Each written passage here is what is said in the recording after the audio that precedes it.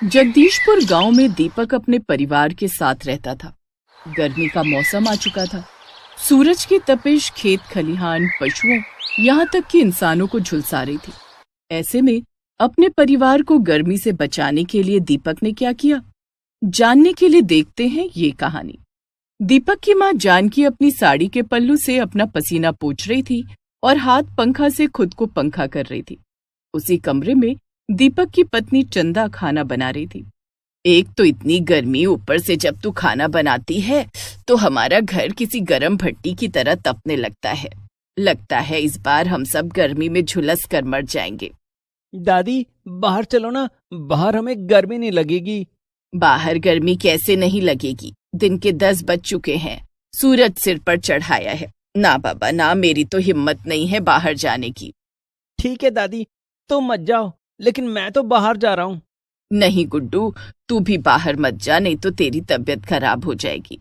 नहीं दादी, मैं इतनी गर्मी में घर के अंदर नहीं रह सकता। गुड्डू बेटा, तेरी दादी ठीक कह रही है, बाहर मत जा, बाहर बहुत गर्मी है। खाना थोड़ी देर में बन जाएगा, उसके बाद मैं चूल्हा बुझा दूंगी। बहू, तू सुबह जल्दी उठकर खाना क्यों नहीं बना लेती? सुबह गर्मी कम रहती है। माँ जी, रात भर तो गर्मी के मारे नींद नहीं आती है। सुबह 4 बजे तो आंख लगती है, सुबह जल्दी नहीं उठा जाता। तभी दीपक खेत पर से आता है। ठीक कह रही हूँ माँ, गर्मी के कारण फसल भी झुलसने लगी है। लगता है इस बार फसल कटने से पहले जल जाएगी। गर्मी के मारे गुड्डू से भी ज्यादा देर बाहर नहीं रहा गया। वो घर की खिड़की के पास बैठकर बाहर की ओर देख रहा था। तभी उसका दोस्त विक्रम खिड़की के पास आता है और आवाज लगाता है, गुड्डू, गुड्डू, बाहर आ। नहीं, बाहर बहुत गर्मी है। दादी कहती है गर्मी के मौसम में दिन के समय बाहर नहीं जाना चाहिए, तबीयत बिगड़ जाती है। अरे तू बाहर तो आ, तुझे अपने घर ले चलूंगा। मेरे बाबा शहर से घर ठंडा करने वाली मशीन लेकर आए हैं। घर ठंडा करने वाली मशीन? गुड्डू घर से बाहर आता है। विक्रम उसे अपने घर ले जाता है। उसके घर जाते ही गुड्डू के चेहरे पर एक ठंडी हवा का झोंका आता है। तेरे घर में ठंड का मौसम कैसे हो गया? विक्रम घर में लगी एसी की तरफ इशारा करके बोलता है, वो देख, घर ठंडा करने वाली मशीन मेरे बाबा शहर से लाए हैं। जब वो मशीन चलती है तो हमारे घर का मौसम बदल जाता है। कल रात बाबा ने ये मशीन चलाई थी, जिसके बाद घर इतना ठंडा हो गया कि हमें रजाई ओढ़कर सोना पड़ा। गुड्डू ने बड़ी हैरानी से कहा, अच्छा हाँ, तू भी अपने बाबा से कहकर ऐसी मशीन मंगवा ले। ठीक है, मैं बाबा से कहूंगा। गुड्डू को विक्रम के घर में बहुत अच्छा लग रहा था। दोनों बच्चे खेलने लगते हैं। इधर चंदा को गुड्डू की चिंता होने लगती है। गुड्डू के बाबा, गुड्डू अभी तक घर नहीं आया, खाना खाने का वक्त हो गया है। मैं गुड्डू को बुला कर लाता हूँ। दीपक गुड्डू को बुलाने के लिए विक्रम के घर जाता है, लेकिन गुड्डू घर जाने से इनकार कर देता है। बाबा, मैं घर नहीं जाऊंगा। विक्रम के घर में तो ठंड का मौसम है, हमारे घर में बहुत गर्मी है। गर्मी के मारे खाना भी नहीं खाया जाता है। क्या विक्रम के घर में ठंड का मौसम है? ये कैसे हो सकता है? हाँ चाचा, आप मेरे घर के अंदर चलकर देखो। दीपक विक्रम के घर के अंदर जाता है तो एक ठंडी हवा का झोंका उसके चेहरे पर पड़ता है। दीपक को भी विक्रम के घर में बहुत अच्छा लगता है। विक्रम उसे अपने घर की एसी दिखाता है। चाचा देखो, घर ठंडा करने वाली मशीन बाबा शहर से लेकर आए हैं। जब से वो मशीन लगी है हमें गर्मी नहीं लगती। दीपक एसी को देखता है और मन में सोचता है, ये तो एसी है, एसी बहुत महंगा होता है। मेरी औकात कहाँ कि मैं एसी खरीद सकूं। मेरे पास तो कूलर खरीदने तक के पैसे नहीं है। क्या सोचने लगे बाबा? कुछ नहीं गुड्डू, तू जल्दी घर चल, माँ तेरा इंतजार कर रही है। नहीं बाबा, मैं तब तक घर नहीं जाऊंगा जब तक आप भी हमारे घर में ये मशीन नहीं लगवाते। मैं हमारे घर में भी ऐसी मशीन लगवा दूंगा गुड्डू। आप सच कह रहे हो बाबा? हाँ गुड्डू, मैं सच कह रहा हूँ। पक्का? हाँ बाबा, पक्का। दीपक गुड्डू को मनाकर घर ले आता है। चंदा सबको खाना खिलाती है। माँ जी, आपको सब्जी दूं? हाँ बहू, थोड़ी सब्जी और चावल भी दे। अभी लाती हूँ माँ जी। चंदा सब्जी और चावल लाने के लिए जैसे ही उठती है उसे चक्कर आ जाता है और वो जमीन पर गिर जाती है। चंदा, चंदा, चंदा, आंखें खोलो। माँ की ऐसी हालत देखकर गुड्डू जोर जोर से रोने लगता है। माँ, माँ, तुम्हें क्या हुआ माँ? बाबा, माँ को क्या हुआ? गुड्डू बेटा तू परेशान मत हो, चंदा को कुछ नहीं हुआ है। दीपक चंदा को बेड पर लिटाता है और उसके चेहरे पर पानी के छींटे मारता है, जिसके बाद चंदा को होश आ जाता है। तुम्हें क्या हो गया था चंदा? अरे हुआ क्या होगा, गर्मी के कारण चक्कर आ गया होगा। इतनी भीषण गर्मी में आग के पास बैठकर खाना बनाना कोई आसान काम है क्या? जानकी ने चंदा को छू कर देखा। चंदा को बुखार नहीं है, इसकी तबीयत गर्मी की वजह से ही खराब हुई है। लेकिन अब हमें गर्मी से परेशान होने की जरूरत नहीं है। बाबा बहुत जल्दी घर को ठंडा करने वाली मशीन लाएंगे, फिर माँ की तबीयत खराब नहीं होगी। घर ठंडा करने वाली मशीन? चंदा, गुड्डू एसी की बात कर रहा है। एसी तो बहुत महंगा होता है बेटा। लेकिन बाबा ने मुझसे पक्का वादा किया है कि वो हमारे घर पर एसी लाएंगे। लाएंगे ना बाबा? हाँ गुड्डू बेटा, मैं एसी लेकर आऊंगा। दीपक गुड्डू को बहला फुसलाकर खाना खिलाता है। खाना खाकर गुड्डू फिर विक्रम के घर पहुंच जाता है। चंदन बेटे, तूने गुड्डू से कह तो दिया कि तू एसी लेकर आएगा। तेरे पास इतने पैसे हैं? मैंने कुछ पैसे बचा कर रखे हैं। चंदा अपने बचाए हुए पैसे जोड़कर देखती है तो वो 5,000 रुपए थे। ये पैसे लेकर मैं कल शहर जाऊंगा। अगर इतने पैसे में एक छोटी सी एसी आ गई तो ले आऊंगा। दूसरे दिन सुबह दीपक 5,000 रुपए लेकर शहर जाता है। गुड्डू जब सोकर उठता है तो घर में दीपक नहीं था। माँ, बाबा कहाँ गए? बाबा शहर गए हैं तेरे लिए एसी लाने। सच में? गुड्डू ये खुशखबरी सुनाने विक्रम के घर जाता है। गुड्डू कहाँ जा रहा है? अभी आता हूँ माँ। गुड्डू भागा भागा विक्रम के घर पहुंचता है। क्या बात है गुड्डू, तू इतनी सुबह सुबह ठंडी हवा खाने आया है? नहीं, अब मुझे ठंडी हवा खाने के लिए तेरे घर नहीं आना पड़ेगा। मैं यही बताने आया हूँ, मेरे बाबा घर ठंडा करने वाली मशीन लाने के लिए शहर गए हैं। अच्छा, ये तो बहुत अच्छी बात है। अब तेरी गर्मियां भी अच्छे से कटेंगी। हाँ, बाबा जब मशीन ले आएंगे तब मैं तुझे बुलाऊंगा। हाँ हाँ, अब मैं भी तेरे घर आ सकूंगा। अपने दोस्त को खुशखबरी सुनाकर गुड्डू अपने घर आ जाता है। इधर जब दीपक शहर पहुंचता है तो उसे एसी की बड़ी बड़ी दुकानें दिखाई देती हैं। वो दुकानों में जाकर एसी की कीमत पूछता है। ये 2 टन की एसी है, पूरे 52,000 रुपए की है। कोई कम कीमत वाली एसी हो तो बताओ भैया। ये देखो, ये 1.5 टन की एसी है 43,000 रुपए की, और 1 टन की एसी है 32,000 रुपए की। आपके पास 5,000 वाली कोई एसी है क्या? 5,000 की एसी? भैया 5,000 में तुम्हें कूलर ही मिल पाएगा। हमारे यहाँ कूलर भी है, कहो तो दिखा दूं। नहीं भैया, मुझे एसी ही चाहिए। दीपक दुकान से निकलकर बाहर आता है और सोचने लगता है। एसी तो बहुत महंगी है, अब मैं क्या करूं? एसी लिए बिना घर जाऊंगा तो गुड्डू को क्या जवाब दूंगा? लेकिन एसी खरीदने के लिए पैसे भी तो नहीं है। दीपक वापस गांव आ जाता है। शाम हो चुकी थी। आ गया बेटा, एसी नहीं लाया? माँ, एसी तो बहुत महंगी है, मेरे पास तो सिर्फ 5,000 रुपए थे, उतने में एसी नहीं आती। लेकिन अब आप गुड्डू को क्या जवाब देंगे? वो तो एसी की उम्मीद लगाए बैठा है। मैं कुछ सोचता हूँ चंदा। थोड़ी देर में गुड्डू घर आता है। दीपक को देखकर वो बहुत खुश हो जाता है और इधर उधर देखने लगता है। क्या ढूंढ रहे हो गुड्डू बेटा? बाबा, घर ठंडा करने वाली मशीन दिखाई नहीं दे रही। वो मशीन कल आ जाएगी बेटा, मैं दुकान में आज ऑर्डर देकर आया हूँ। वो लोग मशीन कल शाम तक हमारे घर पहुंचा देंगे। ठीक है बाबा, मैं एक दिन और इंतजार कर लूंगा। रात में जब गुड्डू सो जाता है तब चंदा दीपक से कहती है, क्यों बार बार गुड्डू से झूठ बोल रहे हैं? कल एसी कहाँ से आएगी? मैं अपने बेटे के लिए एसी खुद बनाऊंगा। क्या आप खुद एसी बनाएंगे? लेकिन एसी बनाने के लिए भी तो पैसे चाहिए, पैसे कहाँ से लाएंगे? मैं ऐसी एसी बनाऊंगा जिसमें ज्यादा पैसे नहीं लगेंगे। वो कैसे? चंदा, मैं अपने बेटे के लिए मिट्टी की एसी बनाऊंगा। मिट्टी का एसी? हाँ, मिट्टी की एसी, ऐसी एसी जो पहले किसी ने नहीं बनाई होगी। दूसरे दिन दीपक अपने खेत से मिट्टी लाता है और मिट्टी का एसी बनाता है। चंदा ने जो 5,000 रुपए दिए थे, उस पैसे से वो एसी के पार्ट्स खरीद कर लाता है और मिट्टी की एसी में लगा देता है। शाम तक दीपक की मिट्टी की एसी बनकर तैयार हो जाती है, जिसे वो अपने घर में लगा देता है। एसी ऑन करते ही पूरा घर किसी हिल स्टेशन की तरह ठंडा हो जाता है। वाह, मिट्टी का एसी तो बड़ी अच्छी हवा दे रहा है। इस झुलसती गर्मी से कितनी राहत मिल रही है। गुड्डू जब बाहर से खेल कर आता है तो उसे भी घर के अंदर ठंडी हवा खाने को मिलती है। बाबा, आप घर ठंडा करने वाली मशीन ले आए। हमारा घर कितना ठंडा हो गया है। अब घर के अंदर बिल्कुल भी गर्मी नहीं है। घर में मिट्टी का एसी लग जाने के बाद दीपक और उसके परिवार की गर्मियां अच्छे से कटने लगती हैं।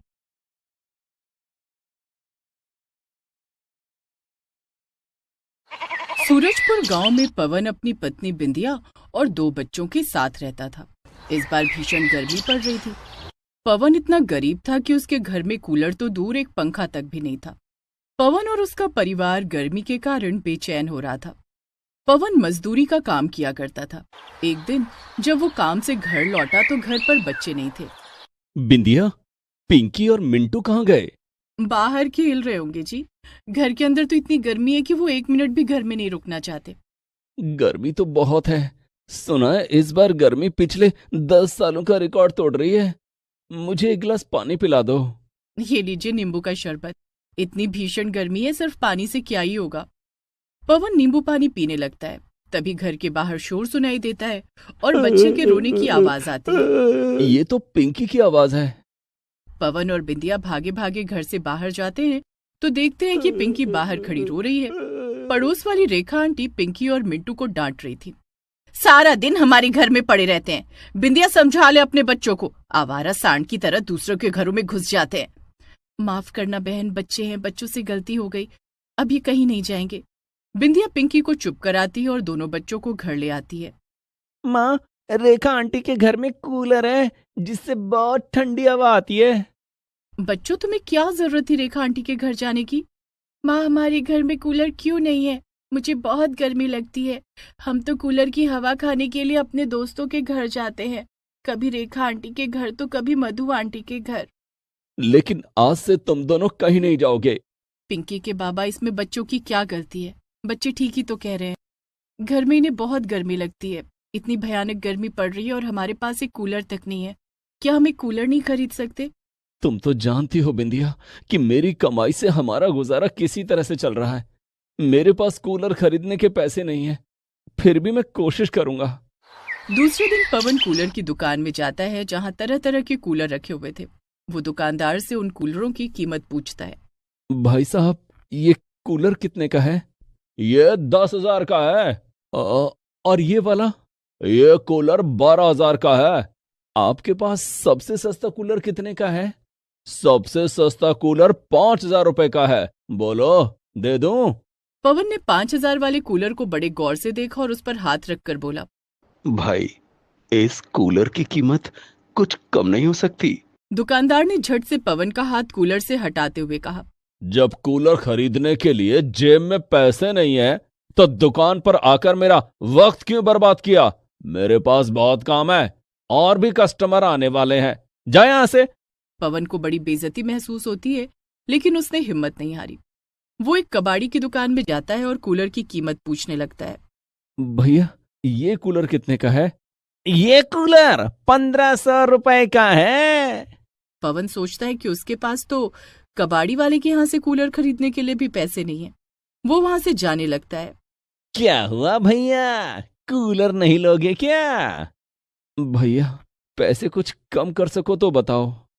कितने पैसे दोगे? मेरे पास तो 200 रुपए हैं। पवन की बात सुनते ही कबाड़ी वाला गुस्से में आ जाता है। अपनी बेइज्जती करके उसे भगा देता है। भिखारी से भिखारियों के घर भी कूलर है। तुम भिखारियों से भी गए गुजरे हो। अगर कूलर खरीदने की औकात नहीं है तो गर्मी झेलने की आदत क्यों नहीं डाल लेते? भैया, मैं तो गर्मी झेलने की आदत डाल चुका हूं, लेकिन बच्चों को कैसे समझाऊं? आंखों में आंसू लिए पवन वहां से चला जाता है। जब वो घर पहुंचता है तो देखता है कि पिंकी बेहोशी की हालत में बिस्तर पर लेटी थी और बिंदिया पानी के छींटे मारकर उसे होश में लाने की कोशिश कर रही थी। बिंदिया, पिंकी को क्या हुआ? दोनों बच्चे बाहर खेल रहे थे कि अचानक पिंकी बेहोश होकर गिर पड़ी। बाहर कितनी गर्मी है। गर्मी के कारण पिंकी की तबीयत खराब हो गई होगी। मैंने कितनी बार मना किया है कि बच्चों को घर से बाहर मत जाने दो। मैंने मना किया था, लेकिन बच्चे माने तब ना। बाबा, घर के अंदर बिल्कुल भी हवा नहीं आती। गर्मी के कारण हमारा दम घुटता है। बाहर सूरज की तेज धूप तो होती है, लेकिन कम से कम हवा तो चलती है। लेकिन मिंटू बेटा, वो गर्म हवा होती है, उससे हमें लू लग सकती है। पवन पिंकी को छूकर देखता है तो उसे तेज बुखार भी था। वो पिंकी को लेकर सरकारी अस्पताल जाता है और वहां उसका चेकअप करवाता है। दवाई खरीदने में उसके पास जो 200 रुपए थे वो भी खत्म हो जाते हैं। पैसे खत्म हो गए तो क्या हुआ, दवा तो आ गई, कम से कम पिंकी की जान तो बच जाएगी।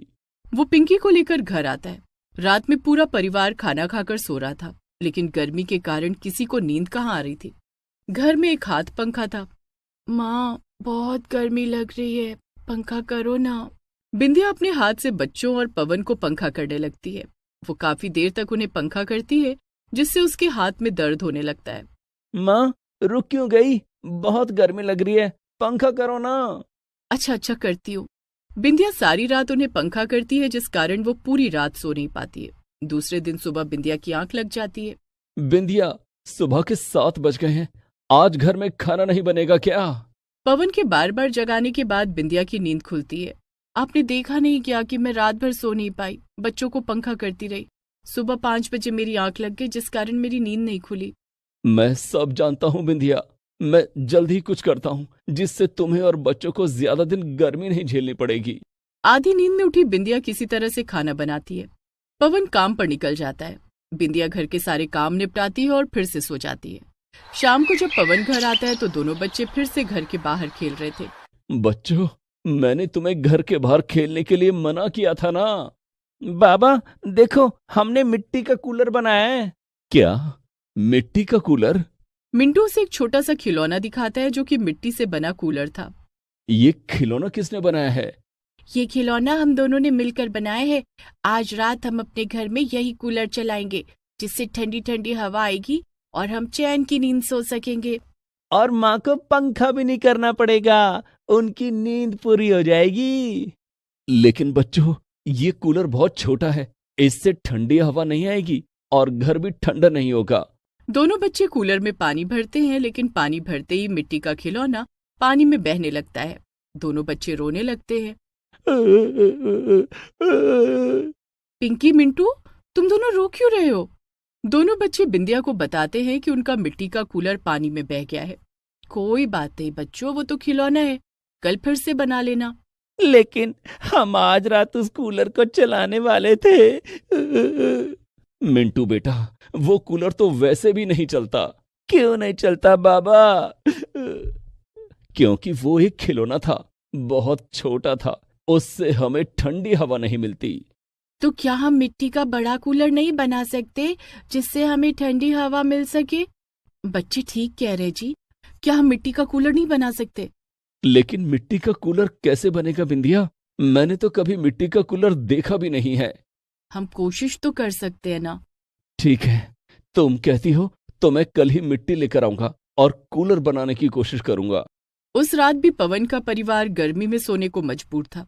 गर्मी के कारण किसी को नींद नहीं आ रही थी। बिंदिया बच्चों को पंखा कर रही थी और बच्चे मिट्टी का कूलर बनने की बात से बहुत खुश थे। मिंटू, बाबा कल मिट्टी का कूलर बनाएंगे। कूलर बन जाने के बाद हमारे घर में भी ठंडी हवा खाने को मिलेगी। इस सड़ी हुई गर्मी से राहत मिलेगी।